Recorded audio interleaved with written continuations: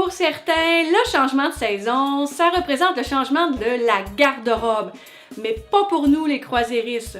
Pour nous, ça représente le meilleur moment pour faire une croisière de repositionnement. Alors, aujourd'hui, je vais démystifier le tout avec vous. Alors, commençons par faire une définition, ce qu'est les croisières de repositionnement. Alors, je vous explique. Alors, lorsqu'un navire passe d'une région de croisière à une autre pour suivre les meilleures saisons en faisant un itinéraire unique à sens unique, c'est ce que c'est les croisières de repositionnement. Les navires de croisière visitent plus d'une région du monde chaque année. Alors, lorsque les saisons changent, bien, les navires ont tendance à se déplacer avec la météo. Malgré qu'il y a certains navires qui passent toute l'année dans la même région, plusieurs se déplacent. Comme par exemple, si on passe des Caraïbes pour s'en aller en Europe, ça va être en avril et en mai. Et si on s'en va de l'Europe vers les Caraïbes, alors on s'en va vers de octobre à novembre. Alors c'est là que les compagnies de croisière déplacent les navires. Alors vous allez me dire, mais pourquoi faire une croisière de repositionnement? En fait, ce qu'il faut comprendre, c'est que les compagnies de croisière déplacer les navires coûtent très très cher. Alors, ils mettent à la disposition des croisiéristes des cabines à moindre coût. Alors, c'est un excellent moment pour avoir un rapport qualité-prix. Souvent, ces itinéraires comportent de nombreuses journées en mer. Alors, c'est le temps de se reposer, c'est le temps de relaxer. Il faut savoir que ces itinéraires n'arrêteront pas dans plusieurs ports comme normalement. Malgré que c'est très excitant, les croisières de repositionnement, il peut y avoir certains inconvénients, dont un qui est pour certaines personnes se retrouver au milieu de nulle part. C'est excitant, c'est dépaysant, on adore.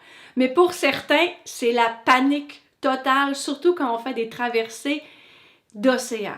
Alors, s'il vous plaît, allez-y avec votre personnalité, comment vous vous sentez et surtout ce que vous recherchez. Alors, si vous pensez qu'au milieu nulle part, à ne pas voir la Terre, vous allez paniquer, ce n'est probablement pas pour vous. Souvent, on me demande si c'est une bonne affaire de faire une croisière de repositionnement. Il faut savoir que les tarifs quotidiens pour ce type de croisière sont moins élevés qu'une croisière régulière. Alors, oui, ça peut être une bonne affaire.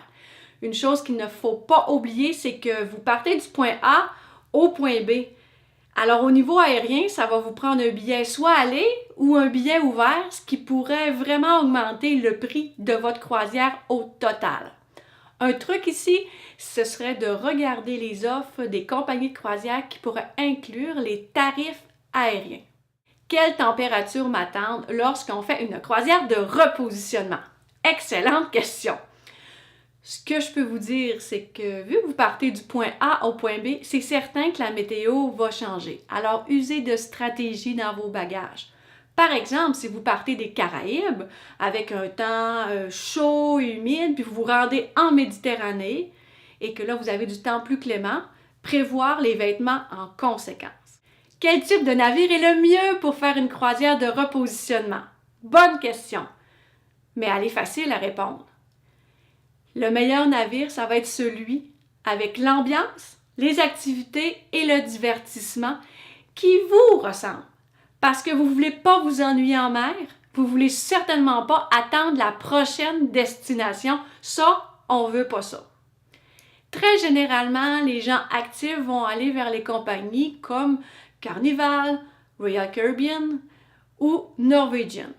Les gens plus décontractés vont aller vers des Celebrity, Princess et Holland America. Ceux qui ciblent le luxe pourraient aller vers Silversea ou Crystal. Ce qu'il faut savoir, c'est que les compagnies offrent souvent des croisières dans ce temps-là thématiques. Alors, ce serait le temps de faire une croisière thématique mets-vins sur la mode, l'ornithologie. C'est vraiment le temps d'apprendre tout en s'amusant. Voilà, ça fait le tour de ce que c'est que les croisières de repositionnement. J'espère que ça vous a aidé, que vous en avez appris plus sur l'univers des croisières.